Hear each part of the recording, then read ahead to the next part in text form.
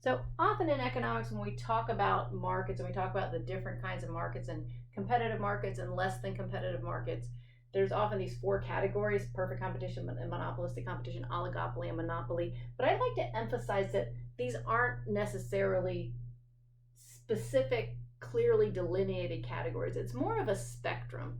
It's more of you move from one end of a spectrum where the market is absolutely perfectly competitive as you could possibly be, all the way down to getting less and less competitive, until you're in a situation where you're a monopoly with only one firm producing one good with no close substitutes, and no other firms can enter the market. There are huge, insurmountable barriers to entry. So at that extreme, the market is not at all competitive. At this other extreme, the market is totally competitive. So, in an absolutely, in the ideal of perfect competition, the extreme, there's so many firms in the market that one firm has no impact. So many consumers and producers. So like when, if I decided suddenly to become a vegetarian and I stopped eating meat, we probably wouldn't see a change in the price of meat, the price of beef, because even if I stopped eating beef, which I do some now, I'm such a small part of the market that if I drop out of the market entirely, or even if I just started consuming as much as I could possibly consume, that's not going to be big enough to have any effect on the beef market. That's what we mean down here. So we're saying there's a huge number of buyers and sellers, so much so that no one buyer or seller makes any difference. And there's no barriers to entry. Firms can come and go at will. And so if you're making a lot of money, other firms can jump in and make what you're making and make a lot of money. And that's the key, is that in an absolutely perfectly competitive market, the products are absolutely perfect substitutes. There is no reason to prefer one over the other. There is no product differentiation. Products aren't different at all in any sense. So we're not just talking they don't have the same physical characteristics. Like you think about a car could have better gas mileage, or it could go 0 to 60 more quickly, or it could have a third row seat. Those are physical characteristic differences. Or it might come in a nicer color, or the headlights are different, or some of the cars have really ugly tail lights. I don't know if maybe that's just me, but I just won't buy them because of the tails. So there are actual physical characteristics, some that make a difference, like fuel efficiency, and some that are just cosmetic, like what the taillights look like, but there's still physical differences. And that's one form of product differentiation. Other forms could be just where the product is offered, right? Some gas stations are a lot easier for me to get to because I only have to make a right turn to get to them. So it could just be location. I go to this place because it's very convenient. And that makes a difference. So two Starbucks locations, even though they're both selling Starbucks coffee and the same menu and everything like that, they're not exactly the same product because they're in different places. Or they have different decor.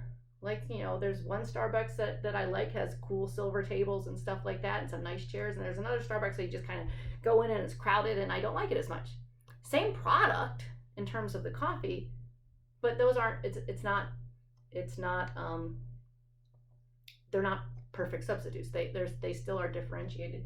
Anything that makes somebody prefer to buy one product over the other is differentiation. It could be, I used to go to this one dry cleaner just because the lady was really nice to me.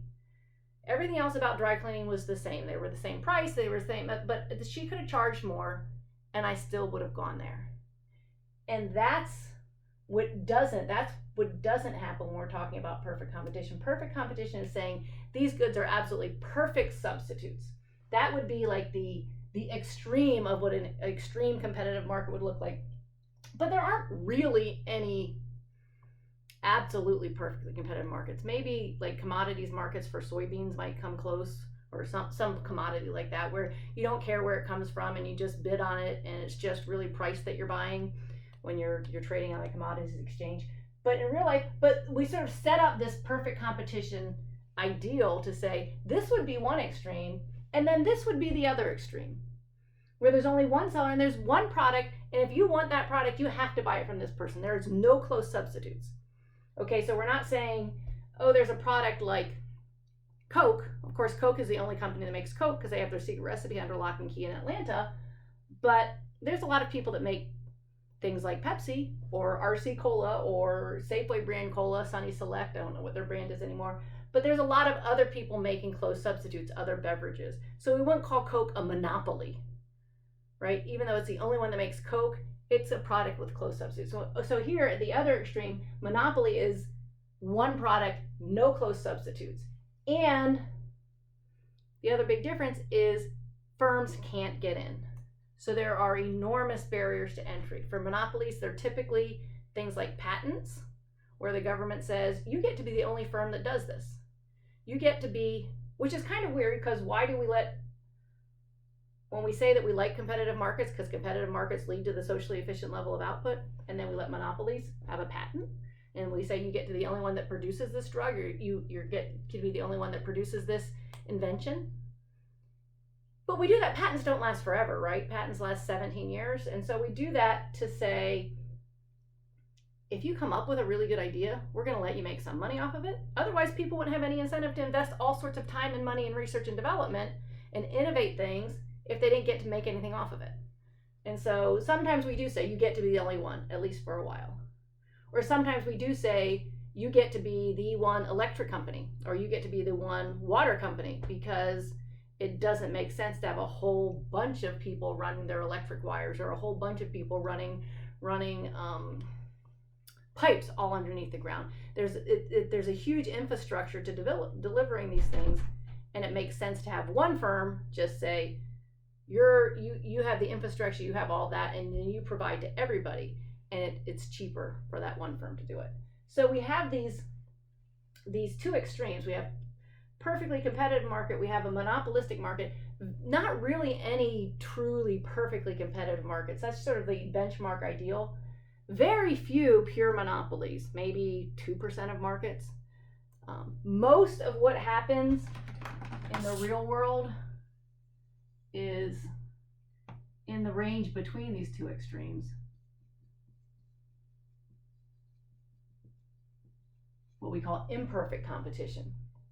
It's sort of like the real world. These are the two extremes, and monopolistic competition and oligopoly are two names we use for these market structures in the middle that are sort of a combination of the two. So monopolistic competition, it's kind of an unfortunate name.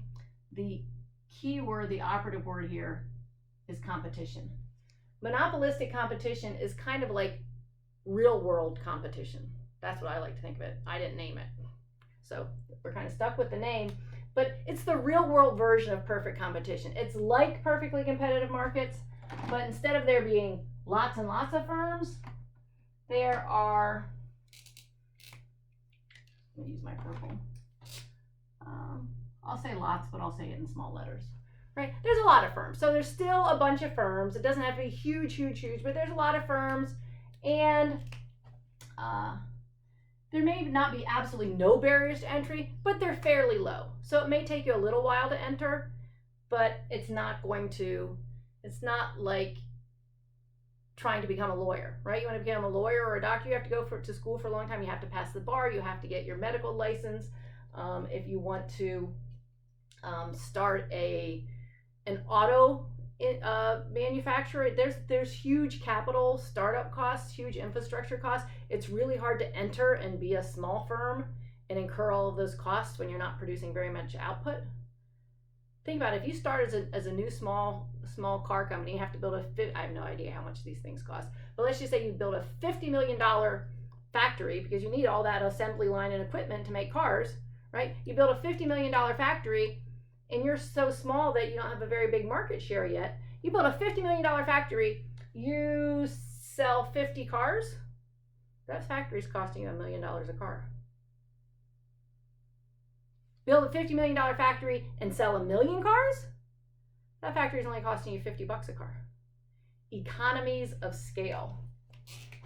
That's a key. That's a phrase you actually hear in the real world sometimes. Economies of scale, meaning it's cheaper on average to produce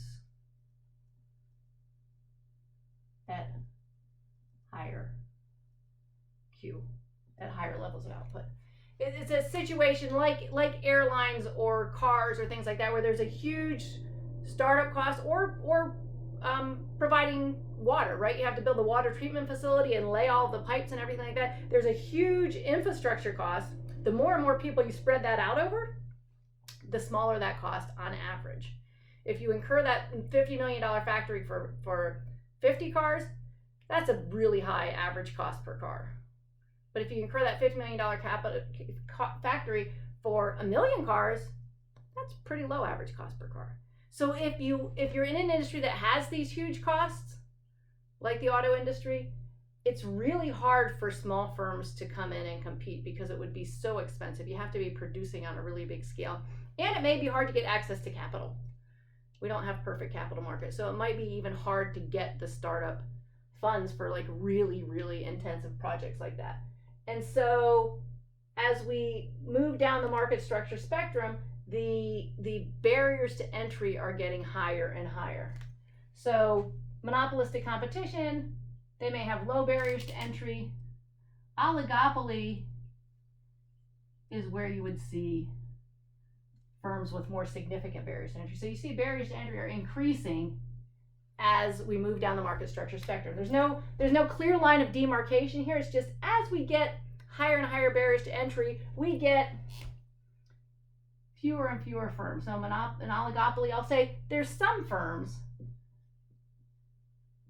and I'll say a few large firms dominate the market. So a few large firms have the most market share. Like the breakfast cereal industry, the top 4 breakfast cereal producers have like 85% of the breakfast cereal industry. Kellogg's, Post, General Mills, and Quaker, in case you're curious. But yeah, so in an oligopoly, again, we're moving down to a whole bunch of firms, kind of a lot of firms, a few dominant firms, and down to one firm. As we move down the market structure spectrum, there's fewer and fewer firms because there's higher and higher barriers to entry. So the barriers to entry could be licensing, like, a medical license or things like that. Lower barriers to entry would be like getting your cosmetology license. It's still an entry barrier. You can't jump in immediately. You have to go to school and get your license, but it's not as high a barrier as getting your license to be, say, a neurosurgeon. And so there are, as barriers to entry get higher and higher and higher, the market gets less and less competitive. And then in the other thing, the product differentiation, in perfect competition, there's absolutely no product differentiation. This is the big difference between perfect competition and monopolistic competition. In monopolistic competition, you have some product differentiation. So the goods are close, but not perfect substitutes. So here, when the goods were absolutely perfect substitutes, firms in this market had no, what we say, market power, meaning they had no control over the price. They take the market price as given. Think about it. There's a whole bunch of firms making exactly the same thing. No reason for anyone to prefer your good. So if you raise your price, you'd lose every single one of your customers, right? So whatever the market price is, here's demand, here's supply, here's market price, you just charge that. You have no control over your price. You can't raise your price or you would lose all your customers. Monopolistically competitive firms do have some market power. And by that, I mean they can raise their price and not lose all their customers, right? So that dry cleaner could have charged me more money and I still would have gone there because she was really nice to me. Once I moved, I didn't go there anymore because location, another differentiating factor. And so, hairstylists, again, monopolistic, there's a whole bunch of them. There's some barriers to entry, but they're not really that hard to get over. It just takes a little time, a little money. And there's a whole bunch of them, but they're differentiated, right? You like your hairdresser, other people like their hairdresser or their barber or whoever they go to style their hair. They are differentiated. There are reasons people would pay more for one. And so you can raise your price and you don't lose all of your customers. It's a competitive market, but to the extent that you can differentiate your product, you can charge a higher price. You get more market power. And so in monopolistic competition, that's really your only source of market power. You can't keep anyone out. If people want to come in, they can jump in, but you can differentiate your product. And so that's what these industries, so think, retail gas stations, right? And so Chevron has Techron, whatever that means. That's differentiation. Or When the gas stations started differentiating with pay at the pump, that hasn't been around forever, in case you didn't know. This is back in the 1990s. That was a huge differentiation. A few stations had the pay at the pump, and so everyone started going to those, and so everyone got it like right away. So that's what goes on in monopolistic competition. It's like you get the differentiation, and if it's profitable, people copy it. If you are the pizza place and you start delivering and you're making a lot of money, other pizza places start delivering. If you're the coffee place and you get drive-through, all the other coffee places start getting drive-through. If you're a convenience store and you're open late, like 7-Eleven, you know where 7-Eleven got its name? It was open from 7 to 11. It was such a differentiation, they named themselves after it. They were open from 7 in the morning till 11 o'clock at night, which stores weren't at the time. And so if you were out of milk at 9 o'clock at night, you could go somewhere and actually get milk and have it for breakfast in the morning. That didn't happen in the olden days. So 7-Eleven said, we're going to be this little convenience store. We're not going to be a big grocery store, but we're not going to have those 8 to 8 hours that so many grocery stores had. We're going to be open from 7 o'clock in the morning till 11 o'clock at night. It was such a huge and such a highly valued differentiation that so many stores jumped in and started doing that. But 7-Eleven was the pioneer to be this little convenience store that was open all hours, or a lot of hours. And then that was so popular, they started being open 24 hours. And now most 7-Elevens are open 24 hours. So the name is just an artifact. But it was such a big differentiation, they named themselves that. So it's anything. So it's not just the product you're offering, but where you're offering it, what time you're offering it, the service you're offering when you're offering it. Those are all aspects that firms differentiate themselves on. And if you look at any advertising, it's fun sort of to look at advertising and say, what aspect are they differentiating themselves on? Like Home Depot, you can do it, we can help, right? They can't differentiate from Lowe's on what their product is, because really the only difference between Home Depot and Lowe's is orange and blue. I know there's a little bit more difference, but they really are offering essentially the same thing, but they're trying to say, we're different because we're helpful, or Ace is the place with the helpful hardware folk, right? These home improvement places are trying to say, we're all selling the same stuff, so we can't get you on that. So service, that's how we're going to differentiate. And so it's really kind of fun to look at commercials and say, what aspect have they chosen to differentiate on? And sometimes it's not even a thing. Sometimes it's not even a specific, we're open late, or you know, our car gets better gas mileage, or whatever it is. It's just a perception. If the ads can make you feel like you're cool, Nike, just do it. Well, what does that mean, right? Or Coke used to have that tagline for so long, maybe they still do. Coke is it. What does that mean? Coke is what? Coke is that doesn't tell me anything about the product. It doesn't make it any different. But it's supposed to make you feel like, hey, if I drink Coke, I'm it. Or Sprite had commercials, Sprite, obey your thirst. Like, you were cool in obeying your thirst if you drank Sprite, but not if you drank other things you were thirsty for. I don't know. But the whole idea, a lot of commercials are just designed to give you a good feeling about the product. And that's enough. That's enough differentiation. There doesn't have to be anything actually different between the products. As long as people perceive it differently, that's enough to give you some market power, to give you the ability to raise your price and not lose all of your customers. And oligopoly, I've kind of left that empty because oligopoly could have some, or it could have none. It may, like the auto industry is oligopolistic. There's not very many firms, and there's a few sort of big dominant firms. The auto industry, the airline industry, there's a lot of differentiation in cars. Some differentiation in airlines, not as much. Where they fly. Some people don't, will swear they hate this airline because they're always rude, but I think everyone has good or bad experiences on every airline. So there's some differentiation. The beer industry is oligopolistic. There are not very many brewers. They're very large. They have very large market share. But they spend a lot of money differentiating the product, right? They spend a lot of money advertising. So oligopolies can get a lot of market power from product differentiation, but they don't have to, right? Like the oil industry, that's an oligopoly. There's not that many large oil companies. I said retail gas stations were more monopolistically competitive. There's a whole bunch of small gas stations everywhere. But the big oil companies that are in charge, or the big countries that belong to OPEC, the Organization of Petroleum Exporting Countries, there's not that many of them. And so that's an oligopoly.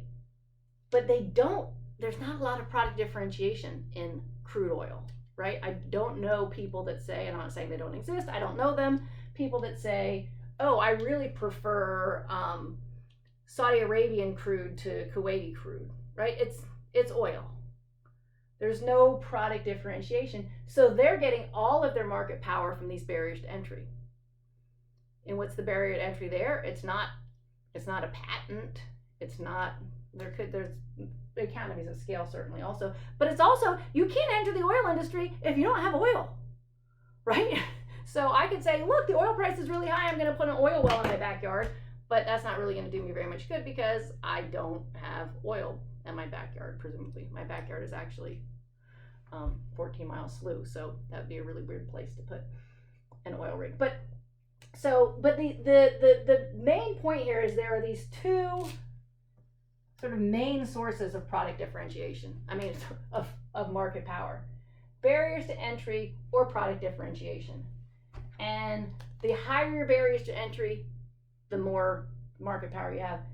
The more you can differentiate your product, the more market power you have. So oligopoly firms typically have fairly significant market power. So again, I wanted to emphasize that there are these different market structures, and you hear them talk about like there's these 4 market structures, but there's no clear line of demarcation here. It's fuzzy. As we move down, as we get higher barriers to entry, we get fewer firms. As we get more product differentiation, we get more market power. You can raise your price and not lose all your customers. And so it's a spectrum. But most of what happens in the real world is going on right here in monopolistic competition and oligopoly. As barriers to entry get higher, the market gets less competitive. Firms get more market power. But these are the two. So when you're thinking about markets and you're looking at market power, these are the two ways to get it, really. And it's just that different types of barriers to entry, different types of product differentiation. But that's where firms are getting the bulk of their market power.